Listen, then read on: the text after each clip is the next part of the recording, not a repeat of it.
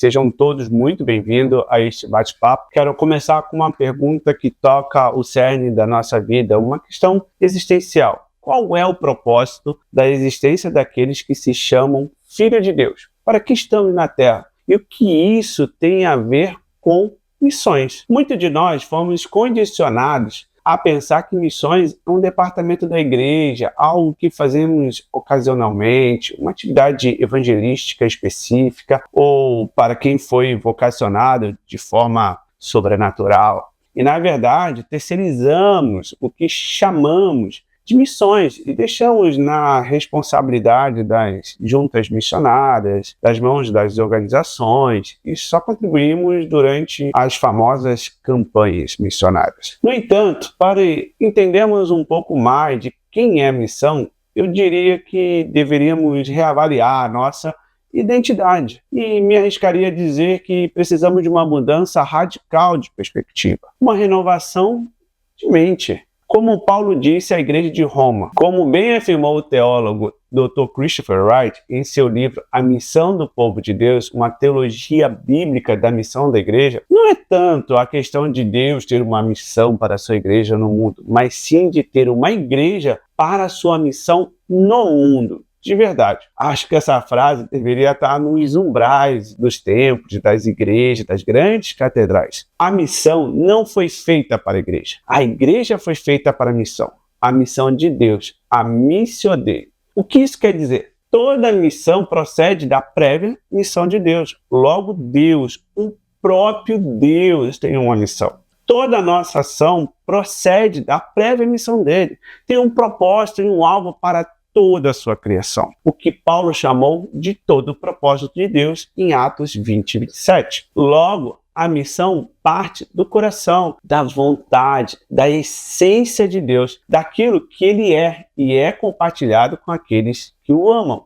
E por isso o amor de Deus se manifestou em nós através de seu Filho, para alcançar toda a criação, tanto no âmbito global quanto no âmbito local. Por isso, o ide e fazei discípulos de todas as nações, de Samaria até os confins da terra. John Stott, em seu livro A Contemporaneidade Cristã, a missão surge do coração do propósito de Deus e é transmitida do seu coração para o nosso. A missão é o alcance global de um povo global que pertence ao Deus global. Não há dúvida de que a Bíblia mostra Deus enviando muitas pessoas para a missão de Deus. Vemos isso em Atos, no movimento missionário, onde a igreja responde a esse pulso divino, enviando Paulo e Barnabé para a sua primeira viagem missionária. Entretanto, reconhecer que a missão tem no seu âmago esse senso de enviar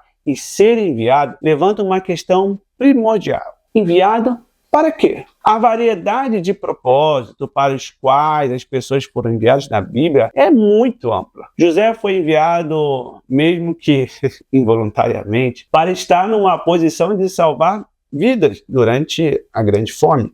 Gênesis 45, 7. Moisés também, involuntariamente, foi enviado para libertar o povo da opressão, da exploração. Êxodo 3:10. Elias foi enviado para influenciar o curso da política internacional, 1 Reis 19, 15, 18. Jeremias foi enviado para proclamar a palavra de Deus. Jesus reivindicou a si as palavras de Isaías, afirmando que foi enviado aos pobres para proclamar libertação aos presos e restauração da vista aos cegos, para pôr em liberdade os oprimidos. Nós vamos ver isso em Lucas 4, 16, 19, conforme Isaías 61. Os discípulos foram enviados para pregar e demonstrar o poder libertador e curador do reino de Deus. Mateus 10, 5, 8. Na função de apóstolos, foram enviados para fazer discípulos, batizar e ensinar, conforme Mateus 28, 18, 20. Jesus enviou-os ao mundo da mesma forma que o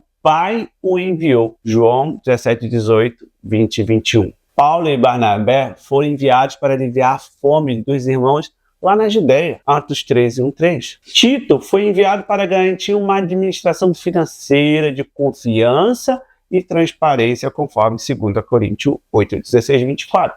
E tempo depois, com alguém qualificado para a administração de uma igreja, conforme Tito 1,5. Portanto, missões envolvem uma vasta gama de atividades sancionadas pela Bíblia, às quais o povo pode ser enviado: o alívio de fome, ações de justiça, pregação, ensino, cura, administração e tantas outras ações. O palco de missões é o mundo inteiro, sem divisões. Não existe uma teologia separada para a missão. Ela não é um apêndice, mas o próprio eixo do centro da teologia. O interesse de Deus é universal e se revela desde Gênesis 1. Por isso, convido você a abandonar a ideia de que missões é algo isolado e passar a usar a lente missional para compreender todo o propósito da Bíblia. Nesse momento, estou de volta à faculdade, estudando psicologia e fazendo uma pós em neurociência aplicada à saúde. E eu não poderia deixar de refletir sobre como a missão de Deus opera no nível neural, como atua fisicamente no sistema nervoso, a camada biológica que sustenta os comportamentos, as emoções e a espiritualidade. Se a missão de Deus é restaurar toda a sua criação, isso inclui o homem todo e todo homem. A espiritualidade cristã influencia diretamente os mecanismos de regulação emocional, não sendo apenas uma crença abstrata. O pecado e o sofrimento desregulam o nosso sistema, mas as práticas espirituais, como a oração contemplativa, a meditação na palavra, ativam o córtex pré-frontal, responsável pela atenção e autocontrole, e reduzem a hiperatividade da amígdala, ligado ao medo e à raiva. Quando falamos em neuroplasticidade, estamos dizendo que o cérebro não é uma estrutura rígida, que não pode ser alterada, modificada ou muito menos transformada. Ou seja, o nosso cérebro é como uma massinha de modelar.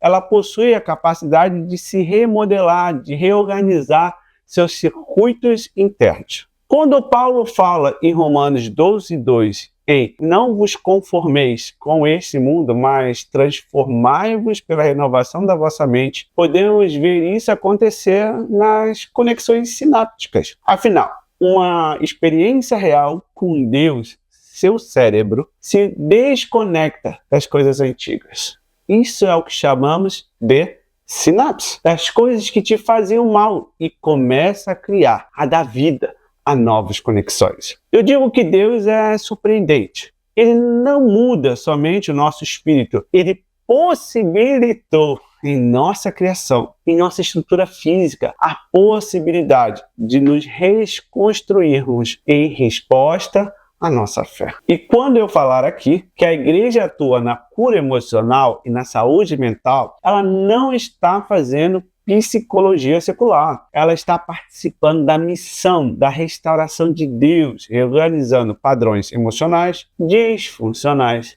através da fé. A fé atua como um fator protetivo frente ao estresse e à ansiedade, sendo uma via legítima de autorregulação emocional. Para cumprirmos essa missão, precisamos entender nossa missão no mundo. Michael Goe resgata o termo estrangeiros residentes. Para o ICOI, os primeiros cristãos compreenderam que havia uma tensão redentora entre a igreja e a cultura operante. Eles viviam como uma comunidade de contrastes que encarnavam uma história diferente da história do Império. Ser missional é viver a história da Bíblia em um mundo que conta outras histórias. Por isso, João 17 afirma que estamos no mundo, mas, porém, contudo, no entanto, nós não somos do mundo. Precisamos estar atentos para não permitir que as histórias idólatras moldem ou, pior, roubem a nossa identidade. Significa, sim, participarmos de uma sociedade, vivemos em comunidade, porém não seguimos os mesmos valores, princípios e a mentalidade pecaminosa caída, manchada pelo pecado que nos afasta de Deus. Como estrangeiros residentes, a nossa verdadeira morada e cidadania é o reino de Deus. Precisamos estar atento às ideologias que tentam substituir a história bíblica pela história do Estado ou do materialismo. O comunismo, por exemplo, historicamente tentou destruir a base da estrutura da igreja, pois não aceitava uma comunidade que deve lealdade suprema a Cristo e não ao sistema estatal. Quando a igreja se curva a ideologias totalitárias ou deixa empurrar para uma esfera privada, ela deixa de ser o prenúncio do novo mundo, para se tornar apenas um braço da política humana. Concluo reforçando que a eclesiologia trata de quem somos e por que Deus nos escolheu. A missão não é nossa, é de Deus. Ele nos chamou para participar da sua obra de cura e restauração. Não somos um shopping center de serviços religiosos para servir ao nosso próprio bem-estar, nem apenas um hospital passivo ou muito menos uma casa de eventos, o que promove ações para cariar pessoas. Somos a eclésia, o povo chamado para fora, para ser sinal do reino, o prenúncio de um novo mundo, onde todos verão o que Deus planejou originalmente na criação.